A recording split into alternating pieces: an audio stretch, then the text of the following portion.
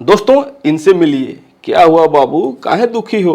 किसी ने बोल दिया था कि म्यूचुअल फंड में एसडब्ल्यूपी कर दो, उसके बाद सिर्फ पैसा ही पैसा होगा, कुछ करने की जरूरत नहीं है, पर मंथ आपको पैसा आता रहेगा। और इसने एक नहीं बहुत सारी गलतियां करी है। तो जो एक रिटेल इन्वेस्टर है उसको लगता है कि चलो भैया म्यूचुअल फंड में एसडब्ल्यूपी शुरू करते हैं, उसके बाद से कुछ करने की जरूरत नहीं है और पर मंथ पैसा आता रहेगा, जिंदगी कटती रहेगी। नहीं, एसडब्ल्यूपी अगर आप कर रहे हैं तो आपको किन किन बातों का ध्यान रखना चाहिए। एक रिटेल इन्वेस्टर बहुत सारी गलतियां करता है। इस वीडियो में मैं आपको 10 गलतियां बताने वाला हूं। अगर आप भी म्यूचुअल फंड में एसडब्ल्यूपी शुरू करने जा रहे हैं तो ये 10 गलतियां तो मत करिएगा, नहीं तो क्या होगा, यही होगा। ये देख सकते हैं ना, दुखी हैं, तो आप दुखी नहीं रहिएगा। आप इन्वेस्टिंग करते हैं सुखी के लिए, राइट। अब हम बिना किसी देरी के वीडियो शुरू करते हैं। उससे पहले आप लोग मुझे इंस्टाग्राम पे भी फॉलो कर सकते हो, अनिल इनसाइट्स मेरा यूजर नेम है। अभी मुझे थोड़ा कोल्ड है तो मेरी वॉइस थोड़ी भारी आ रही होगी। तो पहले हम बात करते हैं कि भैया not setting clear financial goals. अगर आप एसडब्ल्यूपी करने जा रहे हैं तो गोल बिल्कुल क्लियर होना चाहिए। देखिए एसडब्ल्यूपी किसको करना चाहिए वो मैं आपको बता देता हूं। अगर आप 500, 1000, 2000, 3000 रुपया बचा के एसआईपी कर रहे हैं लंबे समय के लिए तो करते रहिए, लेकिन एसडब्ल्यूपी उनको करना चाहिए जो रेगुलर इनकम के लिए कुछ पैसा चाह रहे हैं कि भैया कुछ पैसा आता रहे, तो उनको बिल्कुल एसडब्ल्यूपी करना चाहिए। दूसरा है हाउस वाइफ, आप अर्निंग करते हैं और मान लीजिए कि आपकी वाइफ अर्निंग नहीं करती हैं और डेली आपको कोसती हैं, जिंदगी बर्बाद हो गई इससे शादी करके, तो आप मोटिवेट हो गए एक दिन, अरे दुखी क्यों है भैया, चल तेरे नाम पे ना मैं कुछ पैसा एसडब्ल्यूपी कर देता हूं और मंथली कुछ पैसा आता रहेगा, वाइफ भी खुश। हाँ यार ये तो बहुत अच्छी बात है। तो बहुत सारे लोग ये भी करते हैं। तो वाइफ के नाम पे जो नॉन वर्किंग फैमिली में लोग हैं उनके नाम पे आप एसडब्ल्यूपी शुरू कर सकते हैं, जिससे मंथली एक अर्निंग का यहाँ पे स्ट्रीम शुरू हो जाएगा। और जो भी मंथली अर्निंग आएगी तो अपने वाइफ को बोल सकते हैं गोल्ड खरीदना है तो गोल्ड खरीद, शॉपिंग करना है तो शॉपिंग कर। लेकिन अगर समझदार वाइफ है तो क्या करेगी, सेव करेगी। लेकिन समझदार प्रधानमंत्री आ जाएगा तो किसी दिन नोटबंदी भी कर देगा। उसके बाद से रिटायरमेंट, एसडब्ल्यूपी रिटायरमेंट के लिए सही होता है। अगर आप रिटायर हो गए हैं और आपके पास मोटा पैसा पड़ा हुआ है, एसडब्ल्यूपी शुरू कर दिए, मंथली कुछ पैसा आ रहा है जिससे आपका जीवन चल रहा है। और फोर्थ है पैसिव इनकम। अगर आप चाह रहे हैं कि भैया सैलरी भी आ रही है, फ्रीलांसिंग भी कर रहा हूं और एक और मैं नया स्ट्रीम क्रिएट करना चाह रहा हूं अर्निंग के लिए, तो उसके लिए भी बहुत सारे लोग एसडब्ल्यूपी कर देते हैं सरप्लस मनी इन्वेस्ट करके, और मंथली बेसिस पे कुछ पैसा आता है। तो पैसिव इनकम के लिए भी बहुत सारे लोग एसडब्ल्यूपी करते हैं। कैश फ्लो, बहुत सारे लोग पर महीना जो खर्चा है उसके लिए भी एसडब्ल्यूपी करते हैं। अगला है टैक्स। यस, टैक्स मैं अभी आपको एग्जांपल से बताऊंगा आगे इसी वीडियो में, राइट। तो कैसे लोग एसडब्ल्यूपी करके टैक्स बचाते हैं वो भी मैं बताऊंगा। और एजुकेशन के लिए बहुत सारे लोग बोलते हैं कि यार मेरा बच्चा इंग्लिश मीडियम में पढ़ रहा है, महीने का 10 से 12 हज़ार या 10 से 15 हज़ार रुपये तो इसका मंथली फीस है। तो जो स्मार्ट इन्वेस्टर हैं वो क्या करते हैं, किसी म्यूचुअल फंड में लमसम कर दिए और मंथली जो वहाँ से एसडब्ल्यूपी शुरू कर रहा है 10,000 का, 12,000 का, वो बच्चों का एजुकेशन फीस के लिए यूज करते हैं। अगला है फाइनेंशियल इंडिपेंडेंस। वो लोग जिनके पास बहुत पैसा हो गया है, रियल एस्टेट में भी, गोल्ड में भी, डेट में भी, कर्जा नहीं है, जिंदगी बिल्कुल खुशहाल है, सरप्लस मनी भी है, तो उनके लिए भी एसडब्ल्यूपी सही होता है। क्योंकि भैया इनको रिस्क है नहीं, तो कुछ पैसा यहाँ पे म्यूचुअल फंड एसडब्ल्यूपी में डाल के और मंथ यहाँ से अर्निंग कमा सकते हैं। तो बहुत सारे वे हैं एसडब्ल्यूपी शुरू करने के लिए। लेकिन अगर आपका अमाउंट कम है और आप एसआईपी कर रहे हैं तो लंबे समय के लिए एसआईपी करते रहिए। और एसडब्ल्यूपी आगे अमाउंट कम है तो समय देना पड़ेगा ना, तो जब कॉर्पस क्रिएट हो जाए तब एसडब्ल्यूपी शुरू करिएगा, नहीं तो ये सारे रीजन हो सकते हैं एसडब्ल्यूपी शुरू करने के लिए। अब हम 10 गलतियों के बारे में डिस्कस कर लेते हैं। तो पहला गलती है इग्नोरिंग टैक्स इम्प्लीकेशन और एग्जिट लोड। क्या मतलब है, जैसे मान लीजिए आपने किसी म्यूचुअल फंड में 10 लाख का लमसम करा, आपको एक ही 2 महीना में 10 या 12% का रिटर्न्स मिल गया और आप मोटिवेट हो गए, भैया अब मुझे एसडब्ल्यूपी शुरू करना है, चलो 10,000 का यहाँ पे विड्रॉ शुरू कर देते हैं 2 महीना या 3 महीना बाद ही।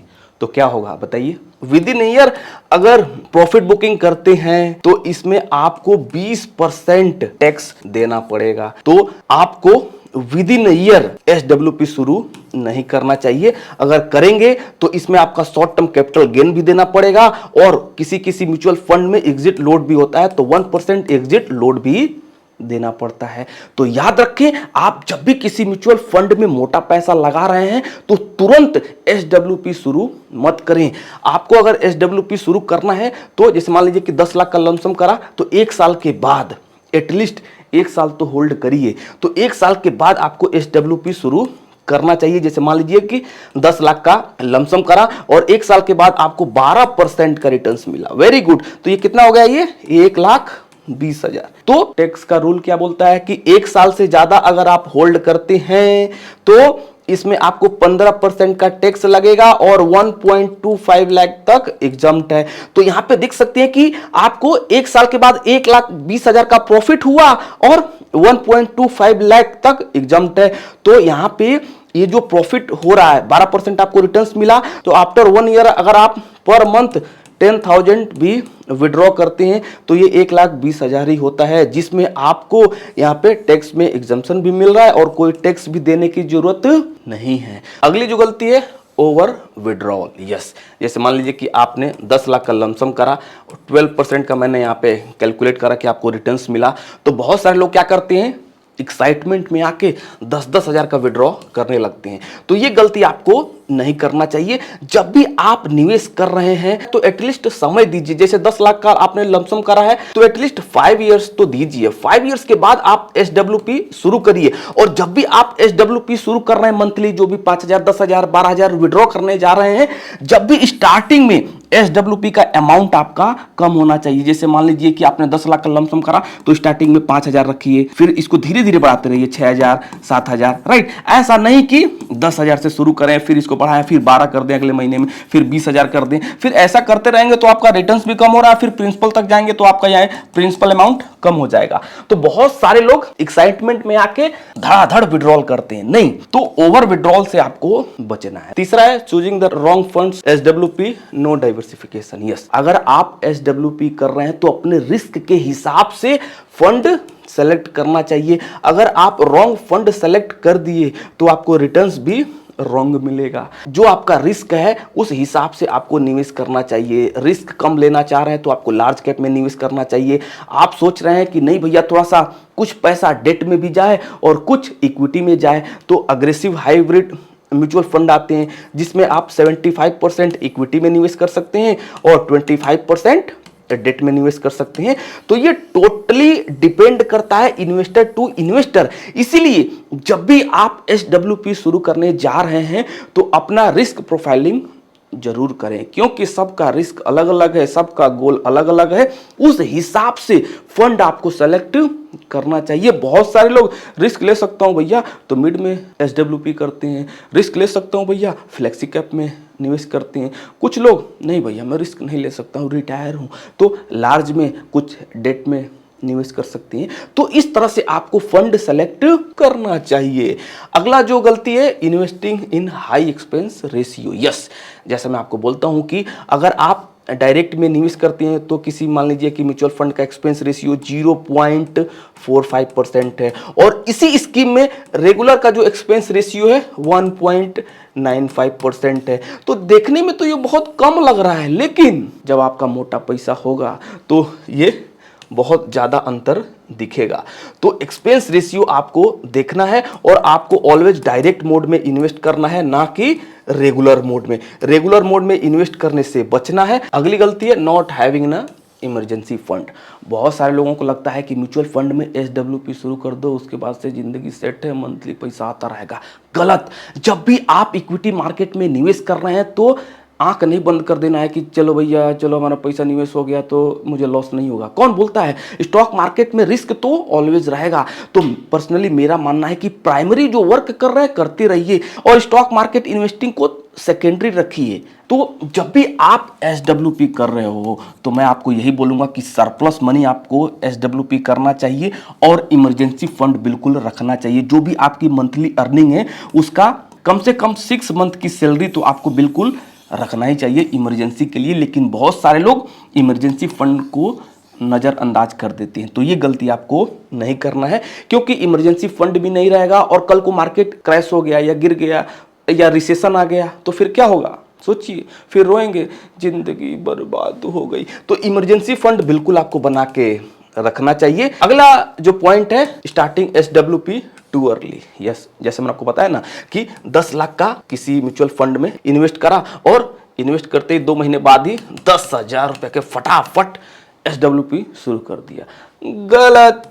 जब भी आप मोटा पैसा निवेश कर रहे हैं, जब भी आप लमसम कर रहे हैं, तो समय दीजिए, एटलीस्ट 1 साल तो दीजिए ही दीजिए। 1 साल अगर देंगे तो क्या होगा, जो भी आपका प्रॉफिट हो रहा है उसमें 1.25 लाख तक जो प्रॉफिट हो रहा है उस पर एग्जम्पशन भी मिलेगा और टैक्स भी कम देना पड़ेगा। अगर 1,25,000 तक प्रॉफिट हुआ है तो उस पर तो आपको 0 टैक्स देना पड़ेगा। तो बहुत सारे लोग ये भी करते हैं, जो जिनका टैक्स लायबिलिटी ज़्यादा बनती है वो लोग यही करते हैं कि मोटा पैसा म्यूचुअल फंड में इन्वेस्ट कर देंगे और जो प्रॉफिट मिल रहा है पार्सली मंथली बेसिस पे विड्रॉ करते रहते हैं। तो बहुत सारे लोग ये भी करते हैं। अगला जो पॉइंट है, मार्केट टाइमिंग। और मार्केट टाइमिंग बहुत जरूरी है, क्योंकि जो आपको रिटर्न्स मिल रहा है, जो आपको मलाई मिल रही है 12%, 13%, 15%, 20%, अगर मार्केट में गिरावट आएगी तो आपकी NAV भी नीचे जाएगी और आपको रिटर्न्स भी कम मिलेगा। समझ रहे हैं? तो जो आप ये 10 लाख का लमसम कर रहे हैं, बहुत अच्छी बात है। और आप 1 साल या 2 साल के बाद SWP शुरू भी कर दिए, तो मैंने आपको बताया ना कि स्टार्टिंग में आपको कम विड्रॉ करना है, 5,000, 10,000। तो मार्केट टाइमिंग देखना बहुत जरूरी है। अगर किसी कारणवश निफ्टी ऊपरी लेवल से 5% या 10% करेक्ट हो जाती है, तो अगर आपके पास एक्स्ट्रा मनी है तो आपको बीच में लमसम कर देना है। तो अगर आप गिरावट में लमसम कर दिए तो आपको NAV सस्ते में मिलेगी, और जब सस्ते में मिलेगी और मार्केट फिर नीचे से रिकवर करेगा तो मालूम है ना, आपको रिटर्न्स भी अच्छा मिलेगा। तो याद रखें, जब भी मार्केट में हैवी सेल ऑफ आ जाए और मार्केट आपको इस रेंज में मिले तो SWP, ये जो मंथली आप मलाई खा रहे हैं ना, इसको बंद कर दीजिएगा कुछ दिनों के लिए। क्योंकि देखो, गिरावट ऐसा नहीं है कि 2 साल 3 साल चल रही है, पहले जैसा नहीं है 2 महीना 3 महीना चलेगा हद से हद। तो 2-3 महीना जो आप विड्रॉ कर रहे हैं उसको बंद करना है, और गिरावट में जब भी मार्केट सस्ता हो जाए तो यहाँ पे लमसम कर देना, इसी अमाउंट में लमसम करना भैया। तो इससे हमारा ये प्रिंसिपल अमाउंट भी बढ़ेगा और रिटर्न्स भी बढ़ेगा जब मार्केट नीचे से रिबाउंड करेगा। तो याद रखिए, जब भी मार्केट में हैवी सेल ऑफ आ जाए, मार्केट इस रेंज में आ जाए, तो SWP आपको बंद कर देना चाहिए।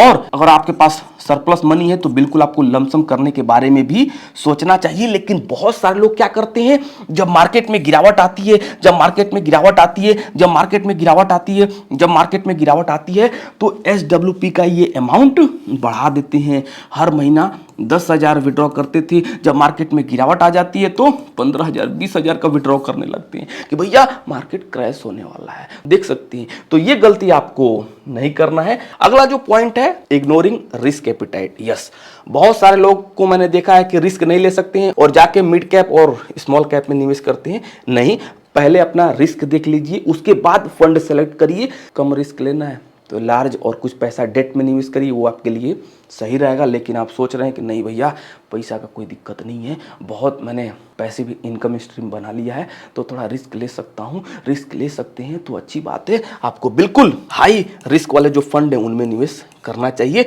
तो जैसा रिस्क लेंगे उस हिसाब से आपको रिटर्न्स भी मिलेगा, कम रिस्क लेंगे तो आपको कम रिटर्न्स भी मिलेगा, ये तो आपको मालूम ही होगा। अब हम देखते हैं अगला पॉइंट।